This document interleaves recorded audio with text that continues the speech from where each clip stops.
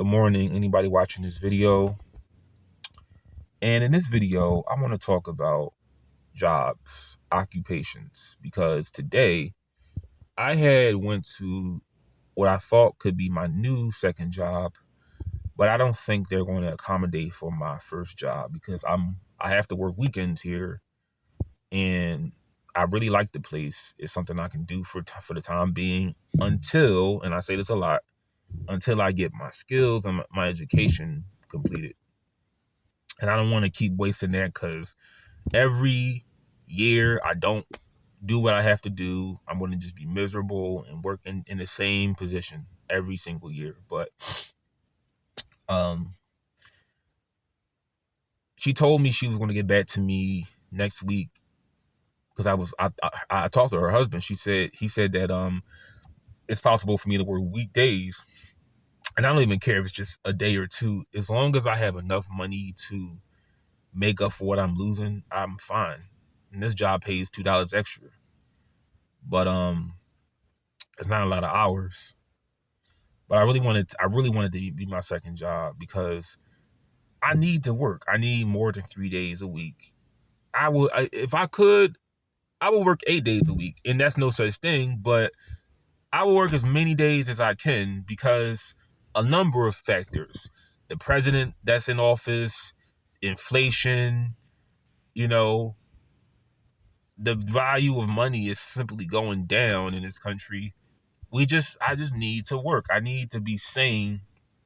One thing that keeps a person sane is money and a job. Well, two things: money and a job. Because I'll tell you this right now, I don't really think there's anything such. It's no such thing as being crazy or what I'm saying is this: whenever you see somebody on the street, and I'm not trying to be funny, but I saw this video.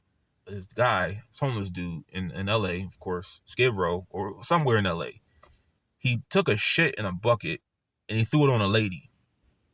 A bucket of diarrhea. Threw it on a lady, poured it all over her I think he took a shit in the bucket and poured the diarrhea on the lady. And if he had money, if he had a job, I'm pretty sure he wouldn't do that. But since he has nothing to lose and he has no money, you just say to yourself like, damn, what can they really do to me? I mean, when you lock up someone on the streets, they're like, that's like a free extended stay for like a month. But I'm just like, I'm not going to shit in the bucket and throw it on a lady. But I was thinking like, I'm just looking for the second job. I'm just trying to make up for the time that I'm not working. And I ain't gonna lie, the thought in my mind popped up where I was just telling myself like, I wonder is this why black men resort to selling crack?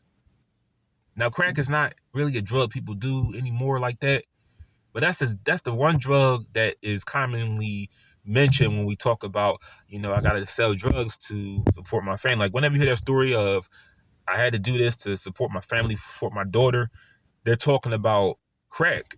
They're talking about usually, cocaine. They don't say, oh, I had to sell methamphetamine pills to, support my family. It's usually crack. But why do black men sell drugs? Why don't they get jobs? That was a question I was just popping up in my head. And I'm starting to see like, is this why we just go to selling drugs? Let me stop you right there.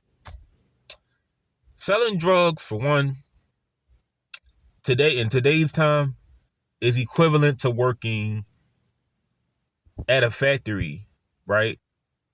I made $2,000 and a little over $2,000 in 1 month working at a factory. Got paid every other week.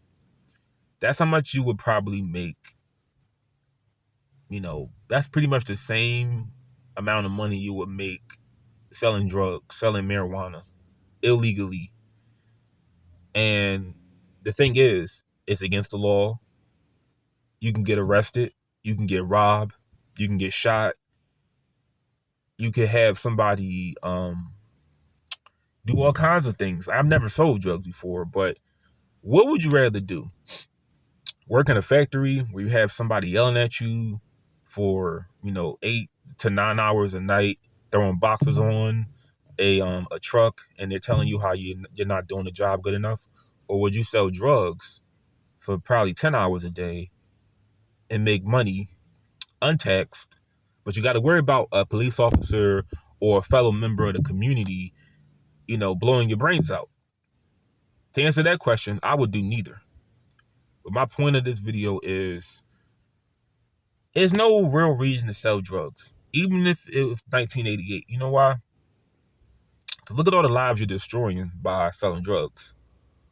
Just think about it like this. You sell drugs to that person that has a family, and you break up that family. You destroy their body. You destroy the entire community by selling drugs. People are not in their right minds. Some people have never recovered from the crack epidemic or the so-called opioid epidemic where we're in right now. So my point of this video is, there's no real reason to sell crack or drugs, any kind of drug, where you can get a job anywhere in nowadays. It's just, it takes time to have people get back to you when you want that job. But I hope I didn't lose anybody with this video.